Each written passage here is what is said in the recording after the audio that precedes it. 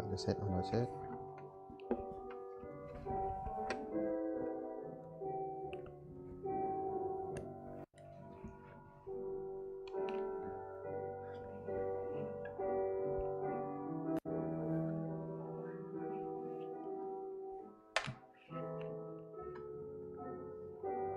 네, 다 함께 자리에서 일어나셔서 사도신경으로 우리 신앙을 고백하도록 하겠습니다.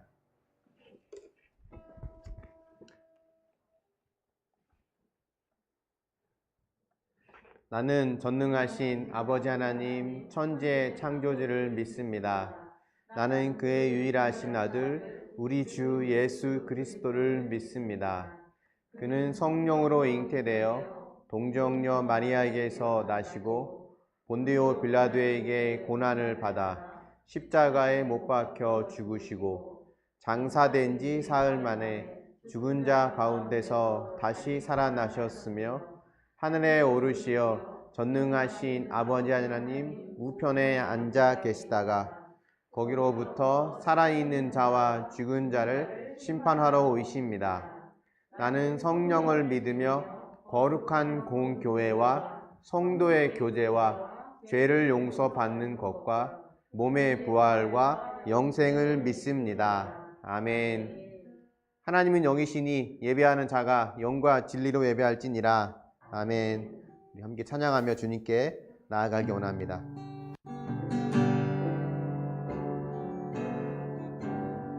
사랑합니다. 사랑합니다. 나의 예수님. 사랑합니다. 아주 많이요. 사랑합니다. 나의 예수님. 사랑합니다. 그것뿐이에요. 사랑한다 아들아. 내가 너를 잘 아노라. 사랑한다 내 딸아. 내게 축복 더하노라. 사랑합니다. 사랑합니다. 나의 예수님.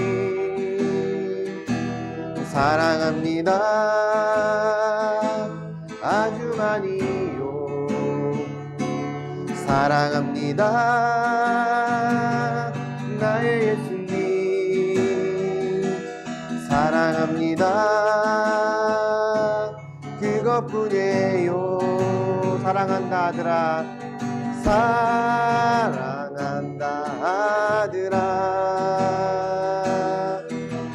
내가 너를 잘 아노라. 사랑한다 내 딸아.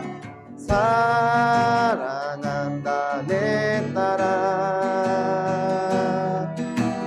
내게 축복 더하노라. 사랑한다 아들아. 사랑한다 아들아.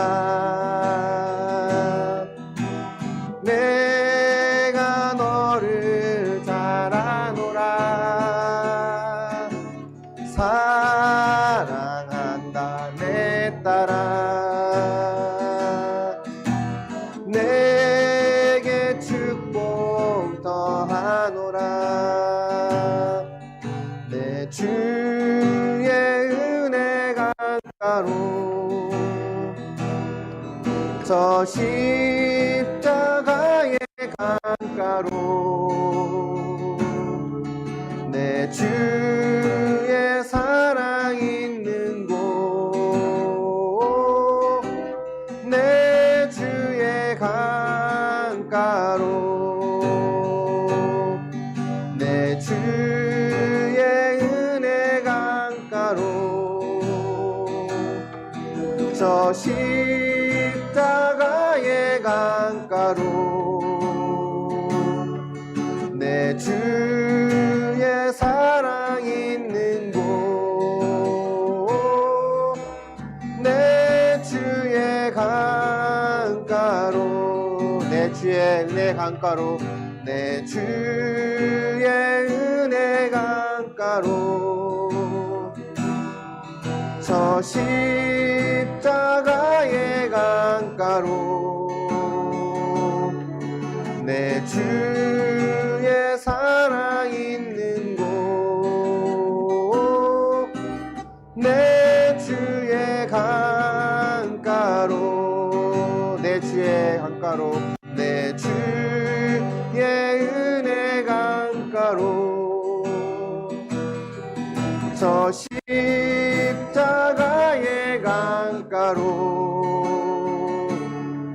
내 주의 사랑 있는 곳 내 주의 강가로 가란 나의 영혼을 가란 나의 영혼을 생수로 가득 채우소서 피곤한 내 영혼 위에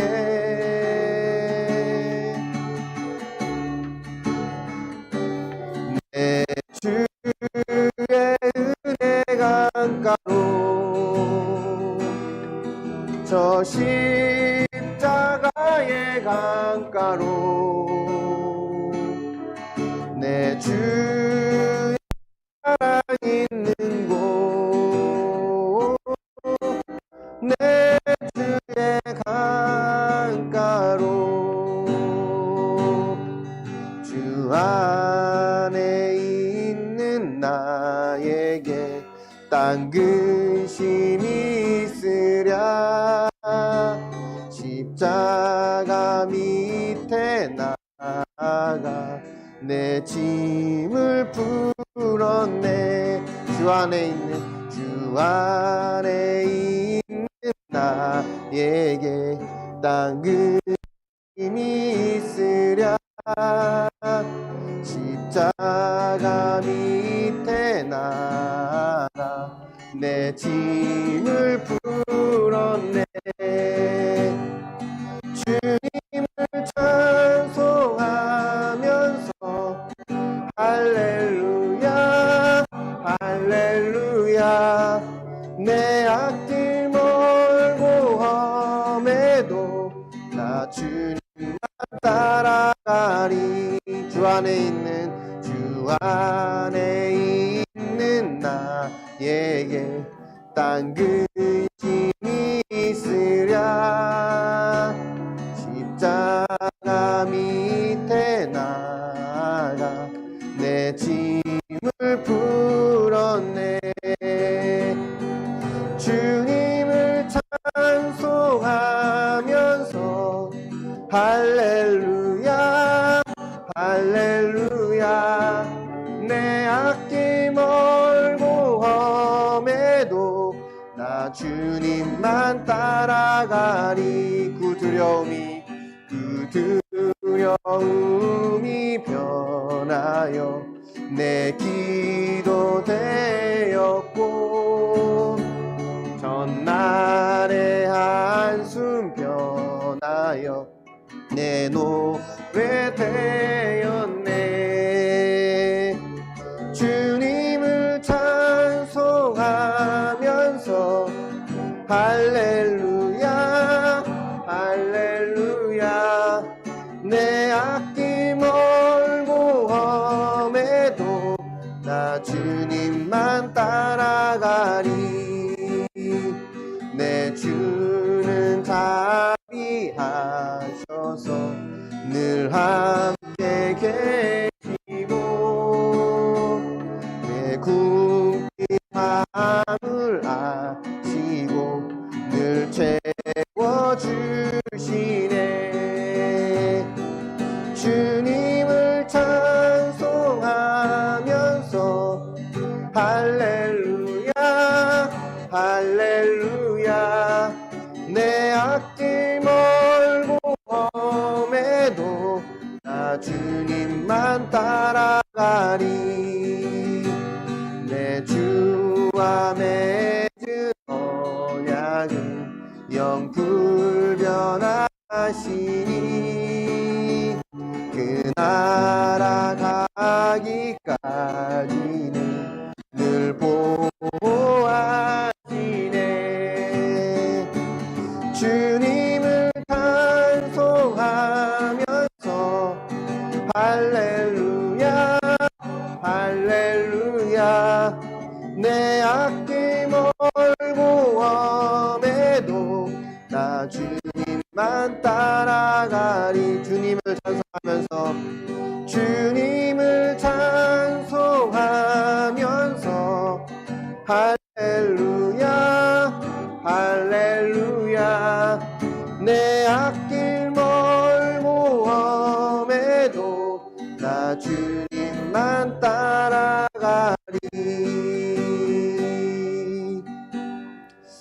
아멘. 지금 함께 예배를 위해서 기도하며 나아갔으면 좋겠습니다. 하나님, 예배 가운데 하나님 찾아와 주셔서 이 가운데 임재하여 주시고 말씀과 찬양 가운데 우리의 마음을 위로하시고 또 깨닫게 하시고 때론 바르게 함과 책망과 유익하게 함으로 하나님 우리가 변화될 수 있는 시간이 되게 해달라고, 한 주간 우리의 삶 속에서 하나님 앞에 거룩하지 못했던 부분들을 주 앞에 회개하면서 지금 가장 거룩하고 아름다운 모습으로 주님 앞에 나아가게 해달라고 우리 같이 함께 기도하며 나아가기 원합니다. 같이 기도하겠습니다. 하늘의 사랑의 하나님 아버지, 시간 하나님 앞에 우리가 또 기도하며 주 앞에 나아갑니다. 성령께서 이 시간 함께 하시고 인도하여 주셔서 하나님의 은혜 가운데 우리의 주님을 향한 우리의 믿음이 하나님 주 앞에 더 가까이 나아갈 수 있는 시간 될 수 있도록 도우시고 인도하여 주시기 원합니다. 주님이 우리의 힘 되시며 소망 되심을 믿습니다. 주여 도우시고 함께하여 주시옵소서. 주의 사랑의 손으로 붙잡아 주시고 인도하여 주시옵소서. 하나님 도와주시옵소서. 역사하여 주시고 역사하여 주시옵소서. 예배 가운데 함께하신 주님을 찬양하며 주님께 나아갑니다. 함께하여 주시옵소서.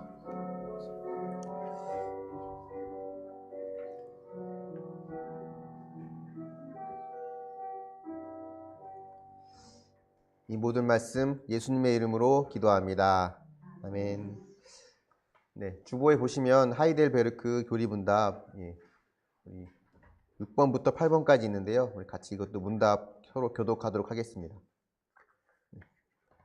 자, 6번부터 제가 하겠습니다. 그러면 하나님께서 사람을 그렇게 악하고 패역하게 창조하셨습니까? 결코 그러지 않습니다. 하나님께서는 사람을 선하게 하나님의 형상대로 참으로 의롭고 거룩하게 창조하셨습니다. 이는 사람이 그를 창조하신 하나님을 바르게 알고 마음을 다해 사랑하며 하나님과 함께 영원한 복락 가운데 살고 하나님께 영광과 찬양을 드리게 하기 위함입니다. 그렇다면 이렇게 타락한 사람의 본성은 어디에서 왔습니까? 타락한 사람의 본성은 우리의 시조 아담과 하와가 에덴 동산에서 타락하여 불순종한 데서 왔습니다. 이로 말미암아 사람의 본성이 심히 부패되어 우리는 모두 죄악 중에서 잉태되고 태어납니다. 그렇다면 우리가 너무나 부패하여 선은 조금도 행할 수 없으며 온갖 악만 행하고자 한다는 말입니까? 참으로 그렇습니다. 우리가 하나님의 성령으로 거듭나지 않는 한 그렇습니다. 아멘. 하나님 말씀은 미가서 7장 1절부터 7절까지입니다. 미가서 말씀 7장 1절부터 7절까지 한 절씩 교독하며 읽겠습니다.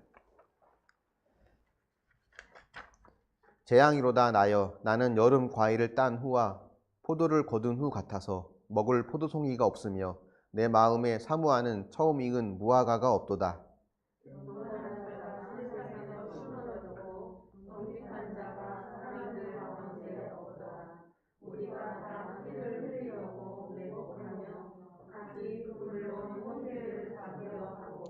두 손으로 악을 부지런히 행하는 도다. 그 지도자와 재판관은 뇌물을 구하며 권세자는 자기 마음의 욕심을 말하며 그들이 서로 결합하니 그들의 가장 선한 자라도 가치받고 가장 정직한 자라도 신뢰 울타리보다 더하도다.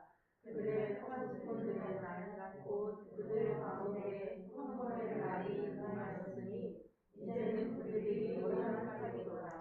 너희는 이웃을 믿지 말며 친구를 의지하지 말며 내 품에 누운 여인에게라도 내 입의 문을 지킬지어다. 아들이 아버지를 멸시하며 딸이 어머니를 대적하며 며느리가 시어머니를 대적하리니 사람의 원수가 곧 자기의 집안 사람이니라. 함께 보겠습니다. 오직 나는 여호와를 우러러 보며 나를 구원하시는 하나님을 바라보나니 나의 하나님이 나에게 귀를 기울이시리로다. 아멘. 네, 교회 소식 전해드리겠습니다. 다른 광고는 주보를 참조하시면 되겠고요. 11월 1일부터 21일까지 작년에 했던 다니엘 기도회 기억하실 것 같아요. 8시부터 또 우리가 다니엘 기도회를 하도록 하겠습니다. 우리가 한 해를 마무리하고 새해를 또 맞이하는 시점에서 기도하면서 또 준비하고 맞이하는 시간이 됐으면 좋겠습니다. 준비하신 예물로 하나님께 영광 돌리겠습니다.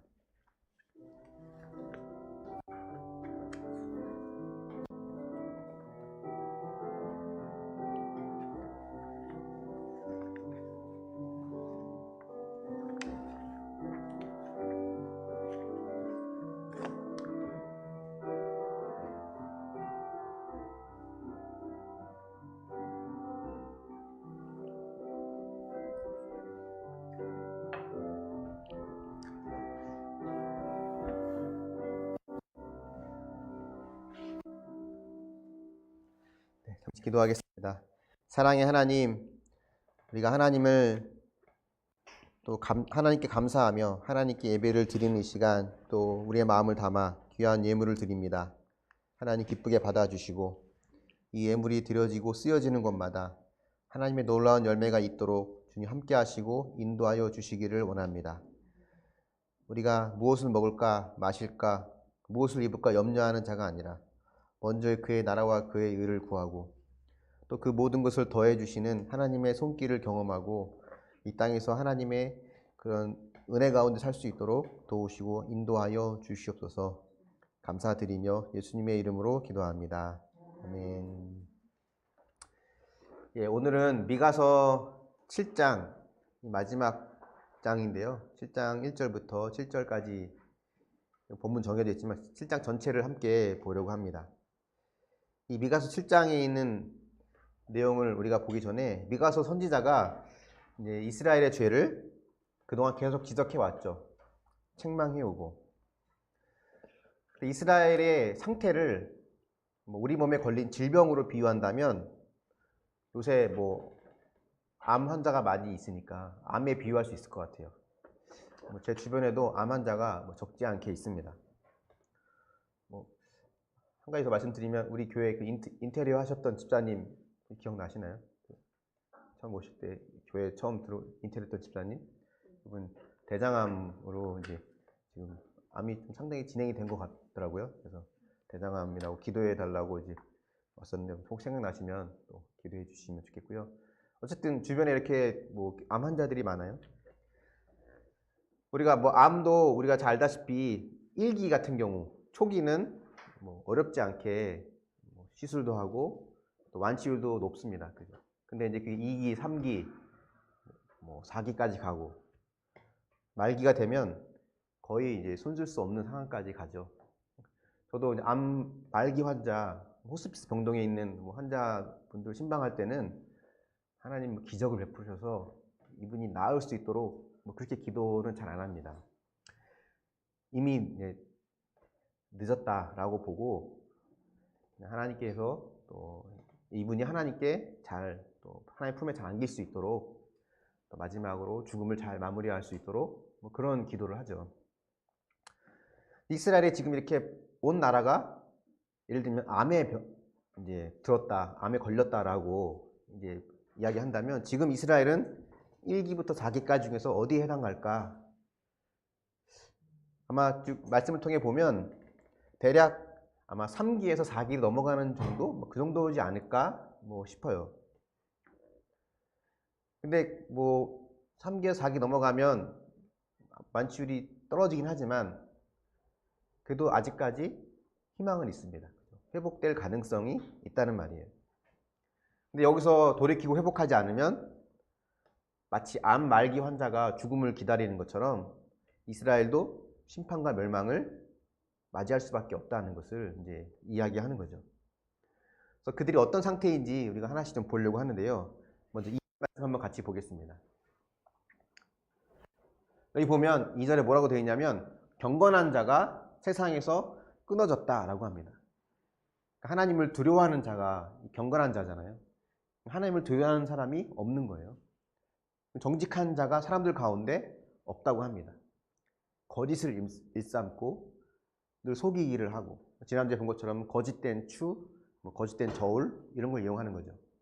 여기 보면 무리가 다, 일부가 아니라 다 피를 흘리려고 매복하면서 각기 그물로 형제를 잡으려고 하고, 그러니까 서로 못 잡아먹어서 안달인 거예요. 자기 이익을 위해서는 옆에 형제를 때로는 힘들게 하고 손해를 입히고 해를 가하기를 서슴지 않게 하는, 그러니까 나에게 이익만 된다면 무슨 짓이든 하는 그런 모습들이 이 이스라엘이란 온 나라에 가득했습니다. 3절에 보면 또 이렇게 되어 있어요. 3절 한번 같이 볼까요? 두 손으로 악을 부지런히 행한다 라고 하거든요. 원래 악한 사람이 부지런합니다.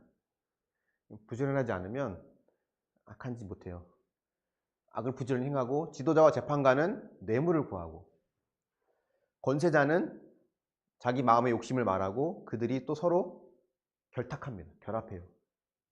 그러니까 억울하게 당한 사람들이, 소외된 자, 연약한 자, 가난한 자 이런 사람들이 지도자들, 권세자들에게 땅을 빼앗기고 집을 빼앗기고 누군가에게 하소연하면 이미 그들끼리 서로 결탁되어 있고 서로 뇌물을 주고받으면서 여전히 많은 백성들이 고통 가운데 남아있게 되는 모습들.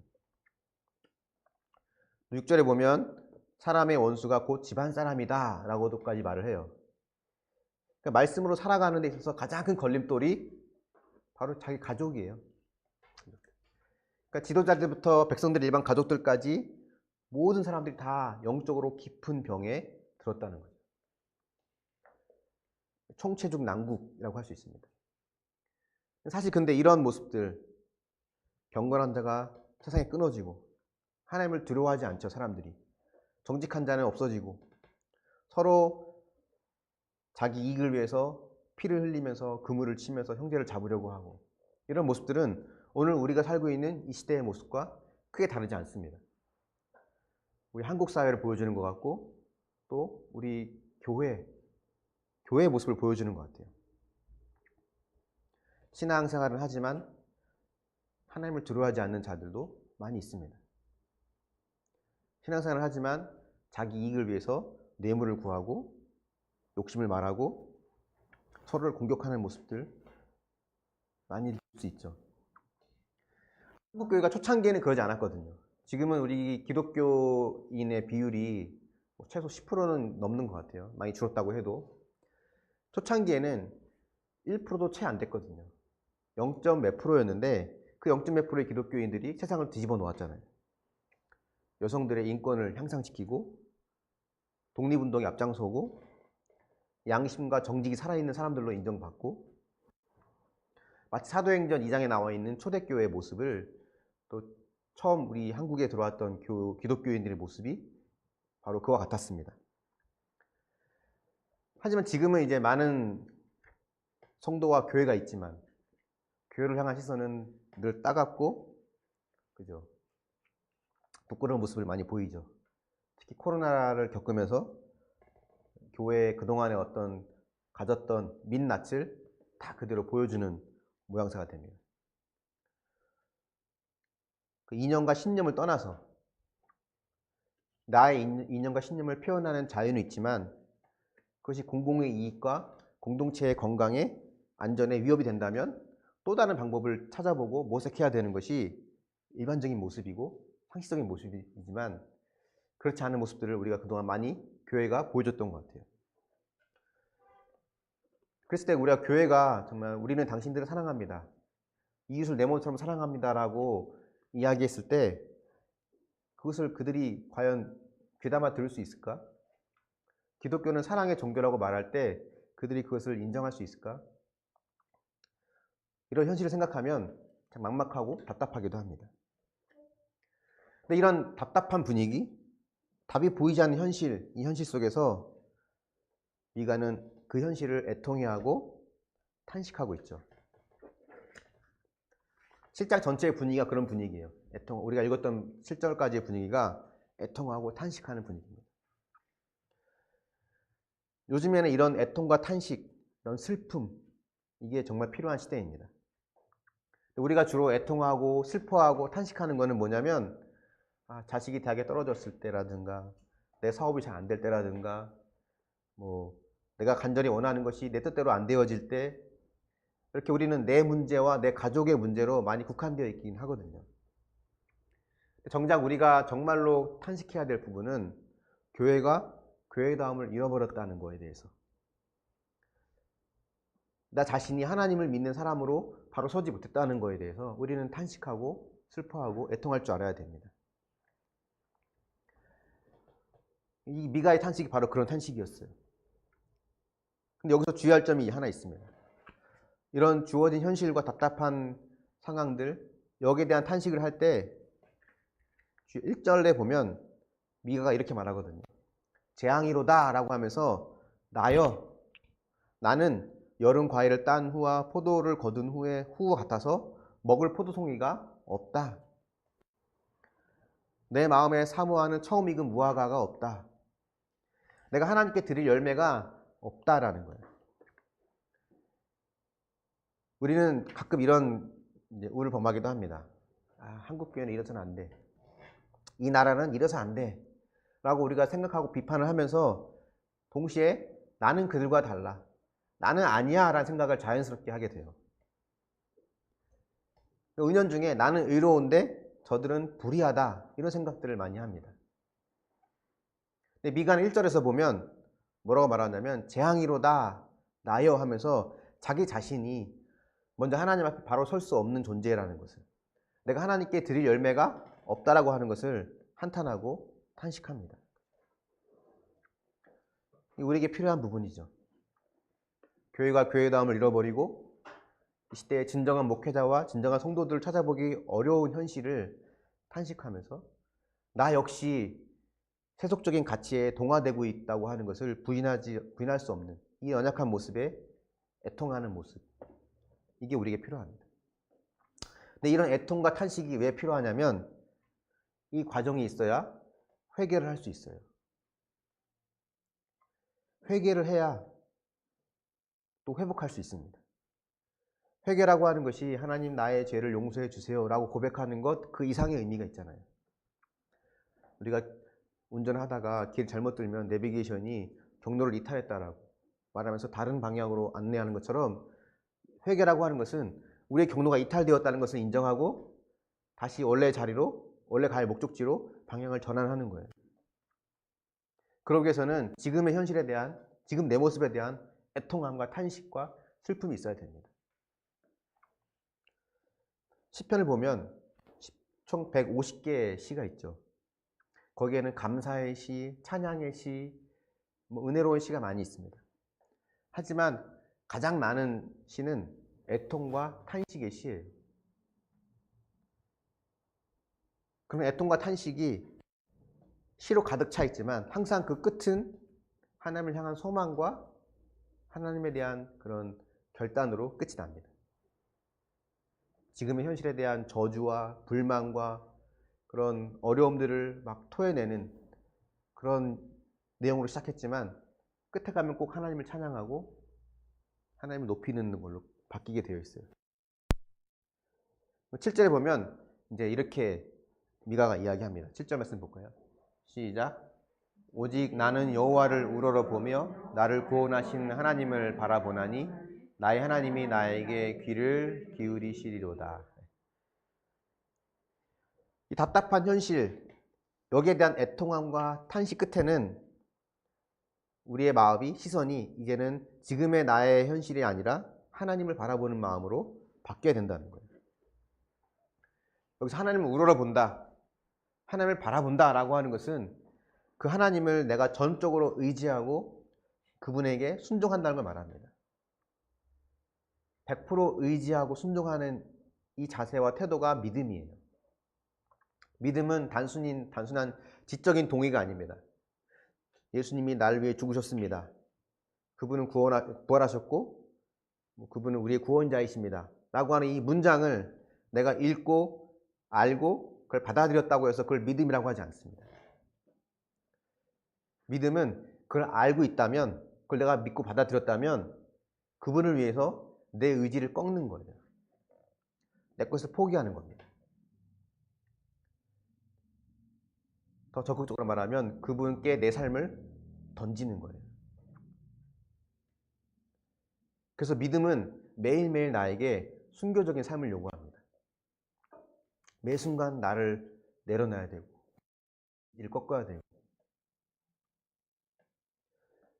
그러면 그동안은 내가 바라는 소망이 재물이나 명예라든가 성공이라든가 이런 거였지만 진정한 나의 소망은 이런 것들에 있지 않고 나를 위해 자기의 생명까지 전부 내어주신 그 주님께 있다고 하는 것을 우리가 또 알아가고 배워가고 더 경험하게 되는 거죠.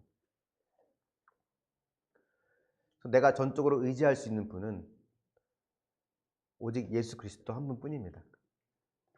나의 모든 고통과 아픔을 이미 겪으신 그 주님께서 나를 더 잘 아시기에 내가 충분히 의지할 만한 분이라는 거예요.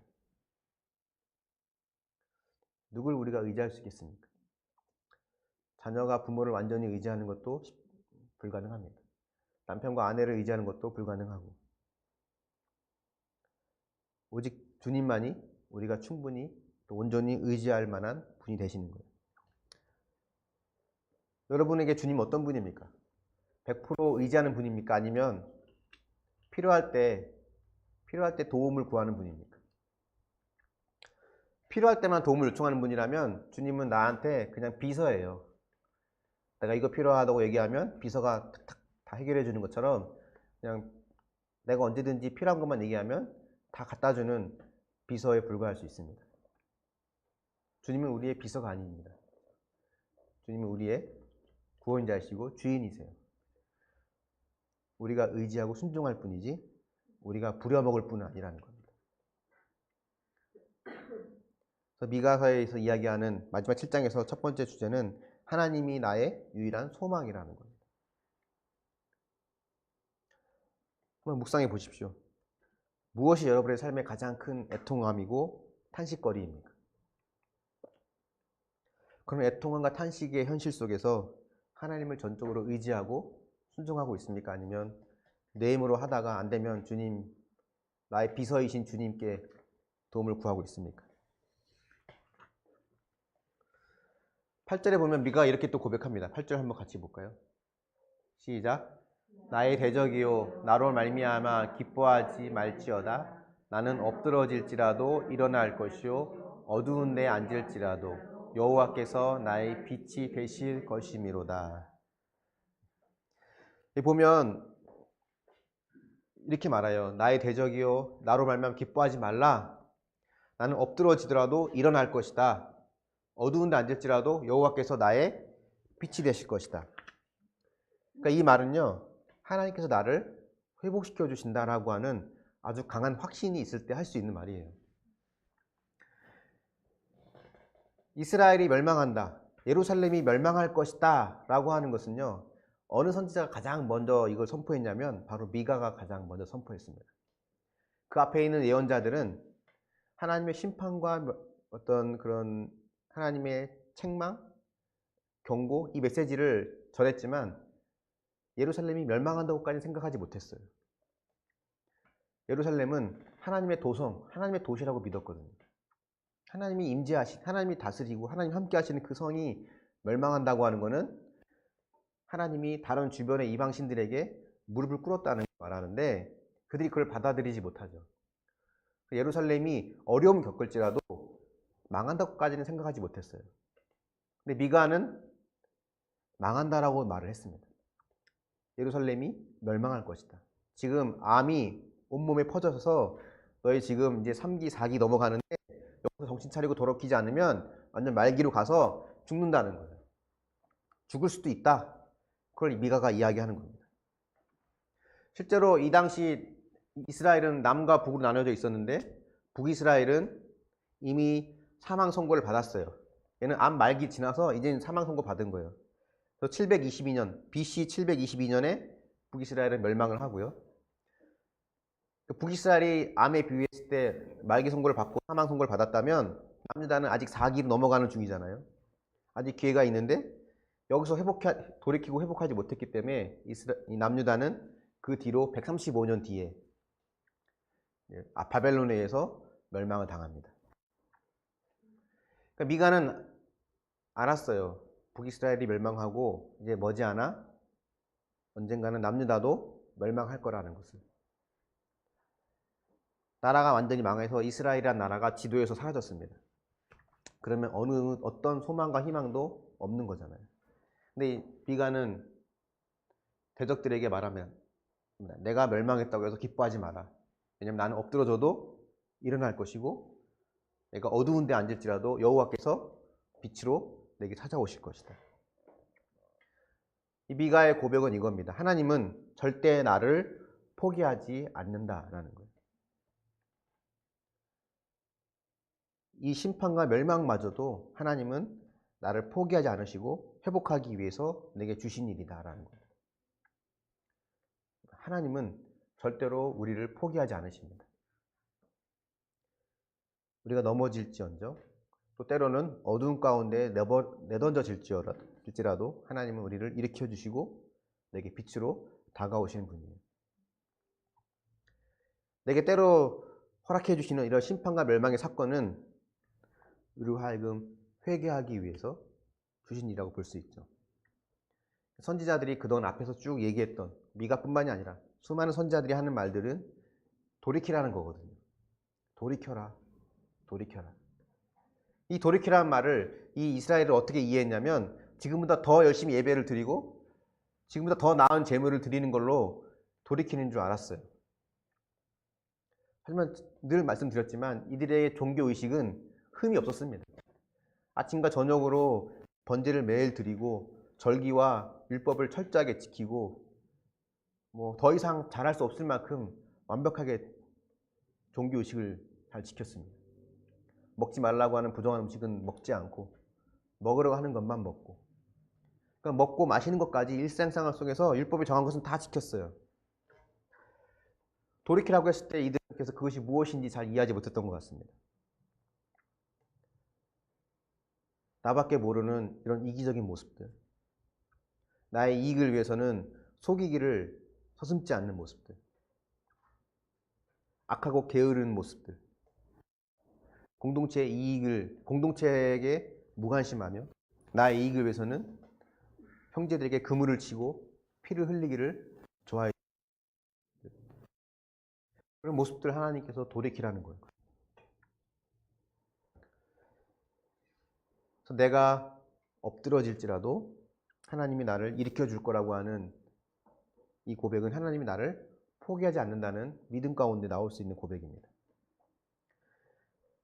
근데 결국 우리는 하나님의 심판 가운데서 멸망당할 수밖에 없는 존재라고 하는 것을 수밖에 없어요. 회개한다고 하는 것은 하나님이 나에게 주신 이 죄에 대한 대가까지도 내가 달게 받겠다는 거예요. 우리 효민이 같은 경우는 맞는 걸 되게 싫어하거든요. 물론 다 애들이 싫어하지만 잘못하면 이제 형제들이 셋 다 잘못하면 이제 손바닥을 이렇게 맞을 때가 있잖아요. 그러면 첫째랑 둘째는 그냥 맞아요. 잘못했다 그러고 맞아요. 막내는 끝까지 안 맞거든요. 잘못했는데 맞긴 싫대요. 잘못했는데 안 맞겠다며. 잘못했는데 안 맞겠다라고 하면 그 잘못을 인정한 건가요? 아니에요. 진정한 회개는 내가 치른 죄에 대한 대가를 기꺼이 치른다는 겁니다. 내가 지은 죄 때문에 겪게 되는 가난, 부끄러움, 수치, 고통, 마땅히 마땅하다고 하는 것을 인정하는 거예요. 근데 하나님은 그런 우리를 불쌍히 여기신다는 겁니다. 다음 구절 한번 보시네요. 나오나? 9절. 잠깐만요. 아닙니다. 네. 좀 이따 보겠습니다. 네.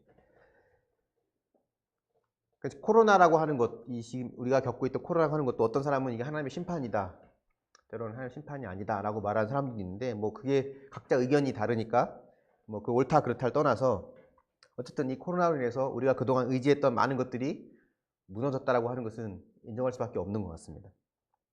근데 그 무너짐도 우리가 미가서 말씀을 통해 볼 때는 또 다른 무언가의 회복을 위해서 우리에게 주신 일이라는 거죠. 우리 안에 있는 헛된 우상들이 무너지는 사건이 되어진 것 같습니다. 그동안 교회들마다 온갖 세속적인 방법과 세상적인 마케팅을 동원하면서 교회 성장과 부흥에 애를 써왔어요. 하신 일이고 그것이 부흥이고 성장인 줄 알고, 하나님은 아니라고 말씀하십니다. 상상도 못했던 주일날 예배가 중단되고 하루아침에 그 많은 넓은 예배석이 텅 비어버린 일까지도 눈앞에 벌어지게 되었습니다. 우리가 의지하는 것이 그게 전부가 아니야, 그게 본질이 아니야 라고 해서 보게 하시면서 또 다른 무언가를 회복하게 하시는 하나님의 일하심이라고 봅니다.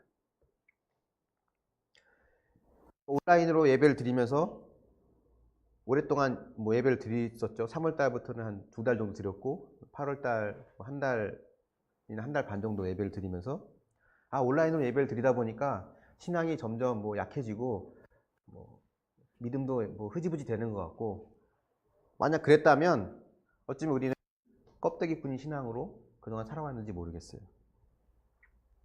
오히려 이런 모일 수 없는 시기에 하나님과 변함없는 친밀함을 유지하기 위해서 애를 쓰고, 삶 속에서 교회에서 모일 수는 없지만 삶 가운데서 그대로 살고 행하고 진실함으로 이웃을 사랑하고 섬기는 것을 배울 수 있는 기회로 삼아간다면 그것이 우리에게 하나님 주신 또 다른 회복의 시간이 될 수 있다고 봅니다. 14절 말씀에 보면 주님과 우리의 관계를 양과 목자로 비유합니다.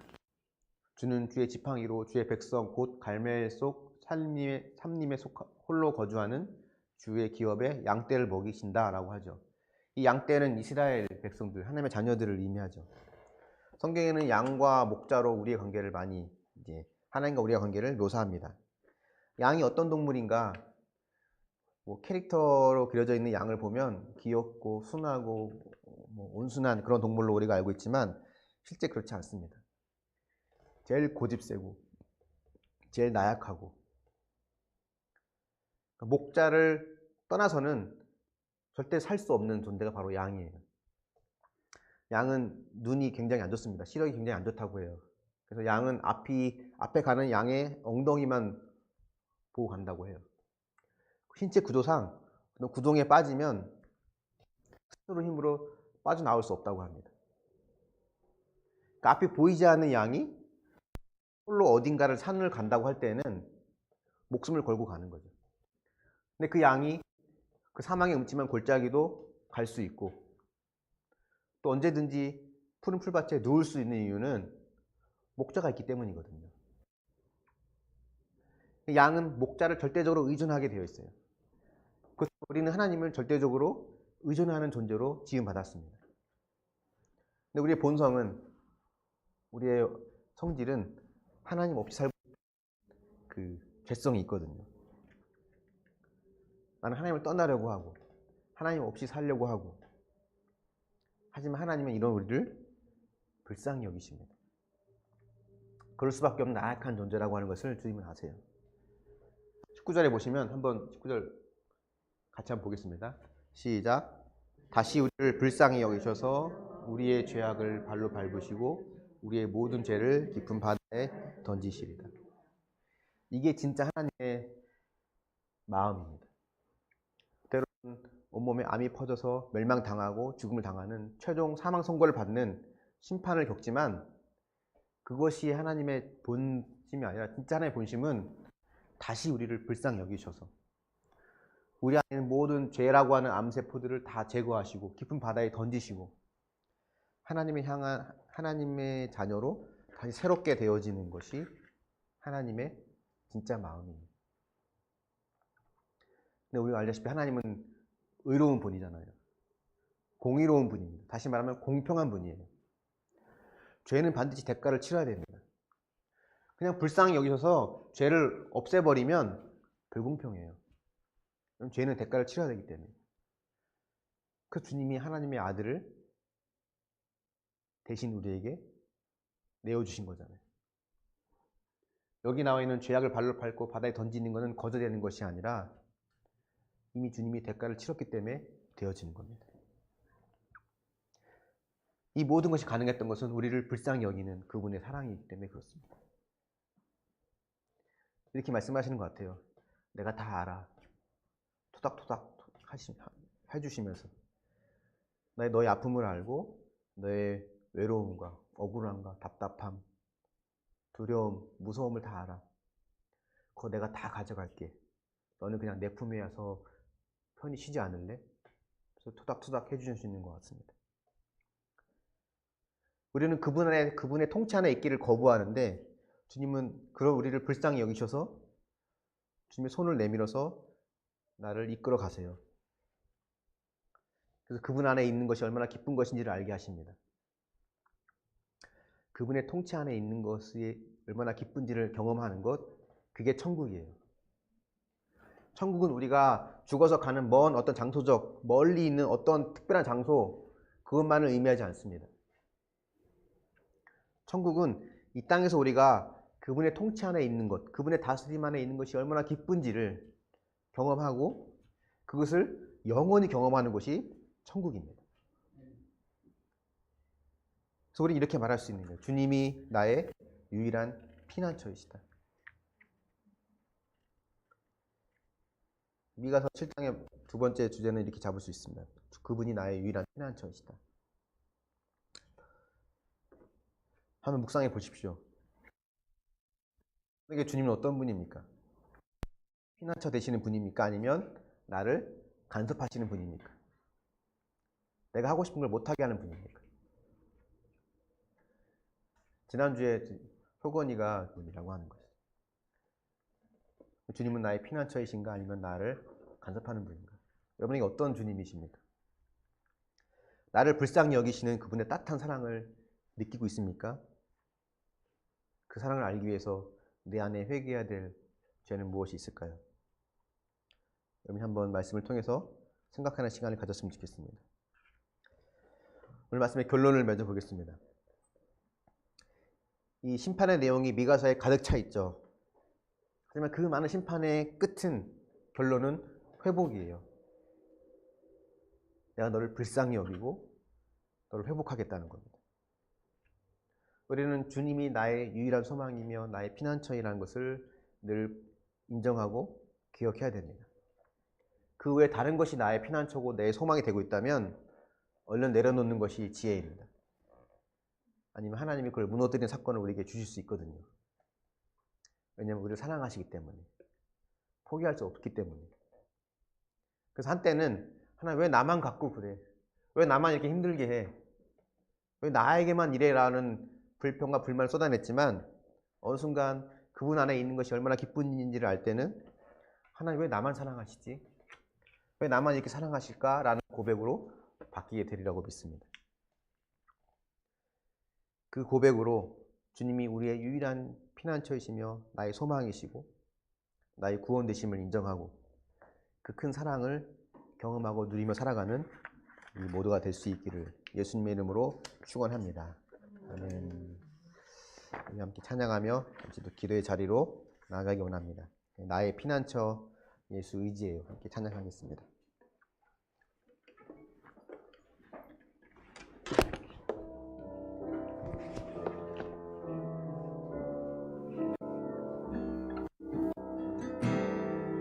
나의 피난처 예수 의지해요. 나의 피난처 예수 의지해요. 나의 가는 길에 거센 바람 몰아쳐와도 나의 피난처 예수 의지해요. 나의 피난처 예수, 나의 피난처 예수 의지해요. 나의 피난처 예수 의지해요. 나의 가는 길에 거센 바람 몰아쳐와도 나의 피난처 예수 의지해요. 아바 아버지, 아바 아버지, 나를 사랑하시니 나의 모든 것 주께 드려요.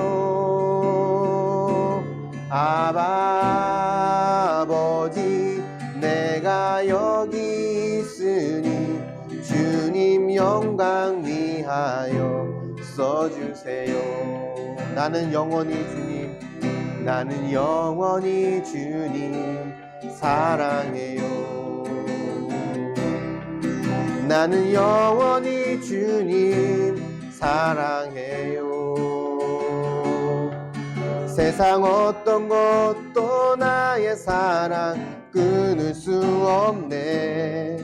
나는 영원히 주님 사랑해요.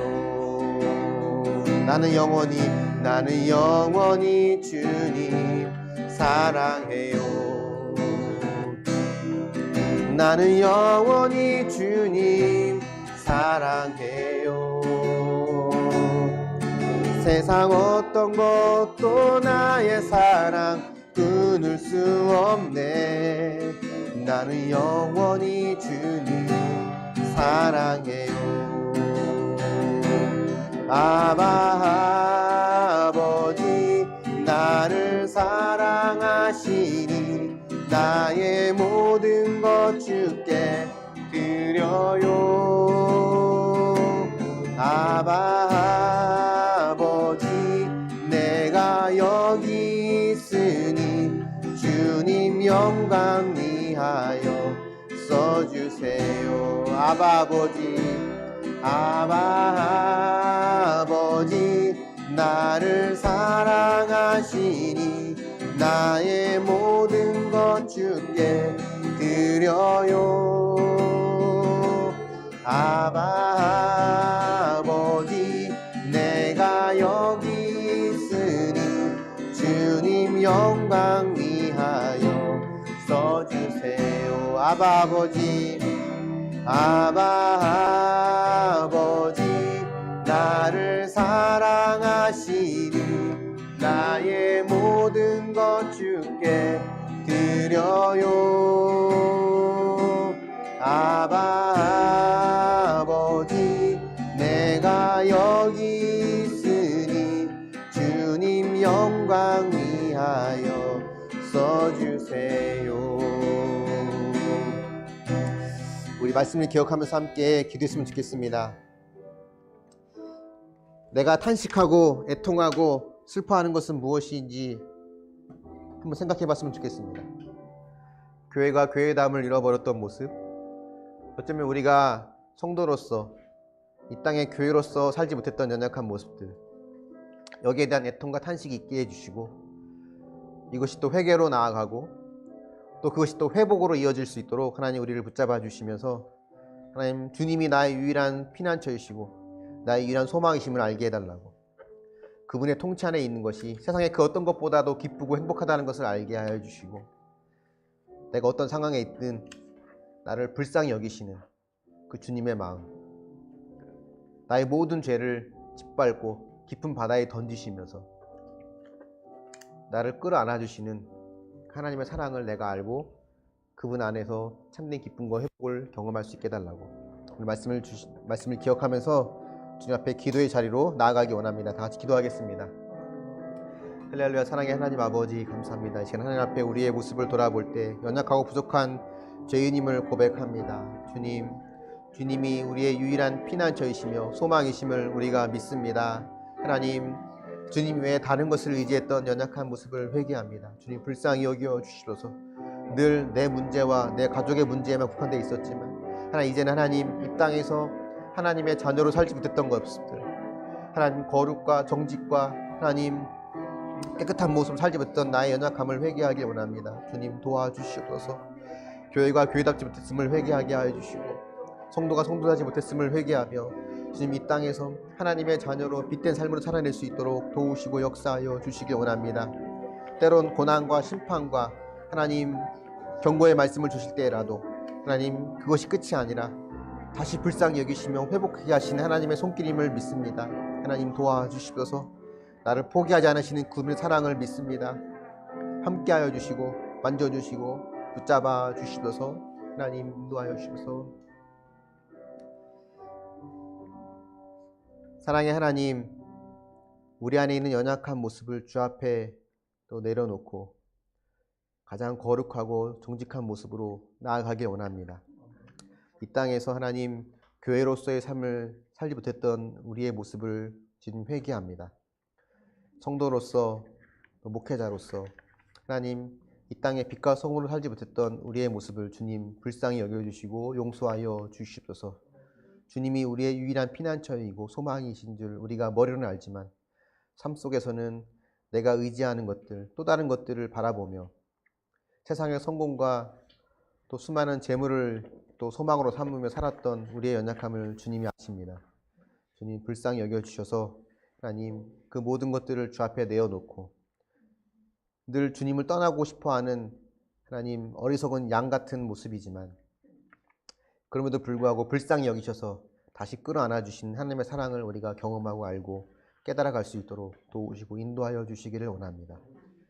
주님 코로나로 인해서 하나님 우리 교회의 연약한 모습이 주님 그 민낯이 다 드러난 듯한 연약한 모습입니다. 불쌍히 여겨주시고 다시금 우리가 이번 기회를 통해서 하나님이 원하시는 믿음의 사람으로 회복되어지고 변화되어져 갈 수 있도록 도우시고 함께하여 주시옵소서.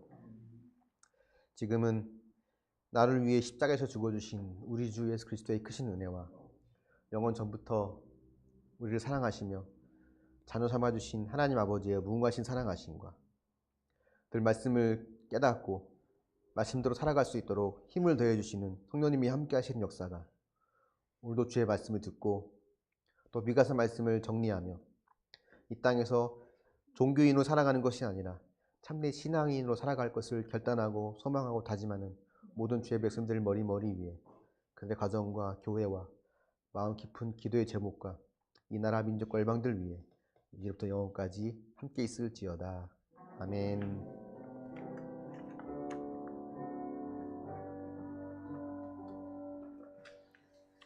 네, 수고하셨습니다. 이것으로 예배를 마칩니다. 다음 주간도 승리하시고요. 약간의 간식이 준비된 것 같습니다. 네, 간단하게 또 드시고 가셔도 되고 싸가셔도 되고 네, 편하게 하시기 바랍니다.